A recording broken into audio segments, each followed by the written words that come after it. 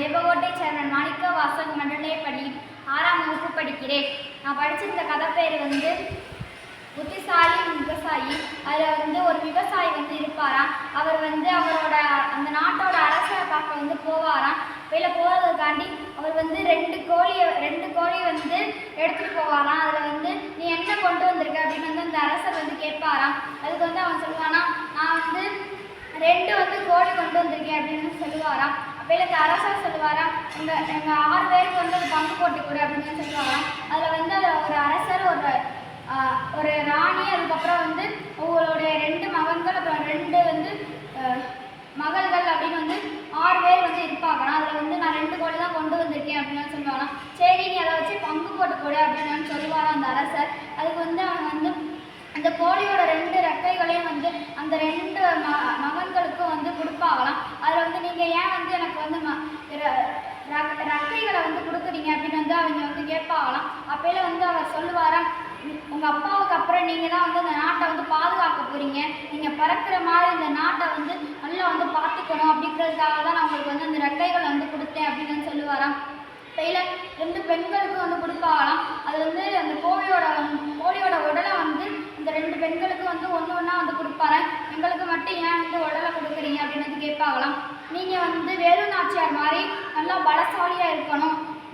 பக்கத்து நாட்டிலேருந்து இந்த நாட்டுக்கு போரிட வரவங்க கிட்ட நல்லா போரிடணும். அப்படிங்கிறதுக்காக தான் அவங்கள்ட்ட இது கொடுத்தேன் அப்படின்னு சொல்லுவாராம்.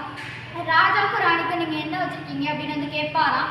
அப்போல அவர் சொல்லுவாராம், நான் உங்கள் 2 பேருக்கும் தலை வச்சுருக்கேன். நீங்கள் தலை சாப்பிட்டா உங்களுக்கு நல்லா இருப்பீங்க. நீங்கள் எந்த நோயும் வராது அப்படின்னு சொல்லுவாராம். அப்போல அவர் பங்கு போட்டு கொடுப்பாராம். அப்புறம் வீட்டுக்கு போவாராம். அந்த அரசர் அந்த விவசாயிக்கு 10 தங்க காசு கொடுப்பாராம். இல்லை அதை போய் அவர் அவர் மனைவி கிட்ட சொல்லையில் பக்கத்து வீட்டில் சோமுன்ற ஒரு பையன் அதை ஒட்டி கேட்பானாம். ஒட்டி கேட்டுட்டு அவன் அந்த அரசவைக்கு போகலாம் அப்படின்னு யோசிப்பானா. அப்போல அவன் சொல்லுவானா, அவன் 2 கோழி கொண்டு போனது பங்கு போட்டதுக்கே 10 தங்க காசு, நம்ம 5 கோழி கொண்டு போவோம், நம்மளுக்கு 100 தங்க காசு கொடுப்பாரு அப்படின்னு நினச்சிக்கிட்டு அவன் போவானா.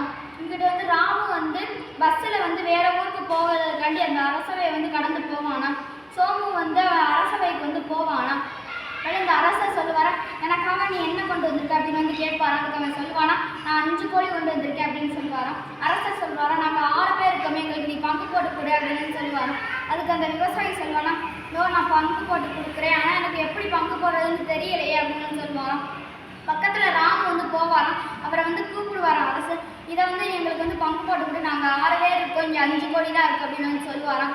பேர் விவசாயி பங்கு போடுவாராம்.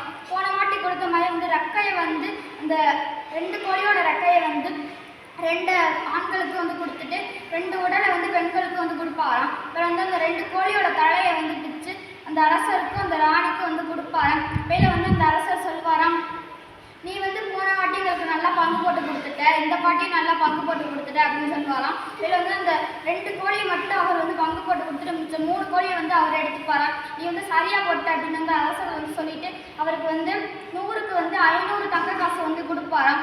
அப்போல அவர் 500 தங்க காசு கொடுத்ததுக்கு நன்றின்னு சொல்லிட்டு அவர் வாங்கிட்டு போவாராம். அப்போல சோமு ரொம்ப மூஞ்சி தொங்க போட்டுட்டு அவர் மனைவி கிட்ட போய் சொல்லுவானா. இதுலேருந்து என்ன தெரிஞ்சுக்கிட்டோம்னா புத்திசாலியாக இருக்கணும். நன்றி, வணக்கம்.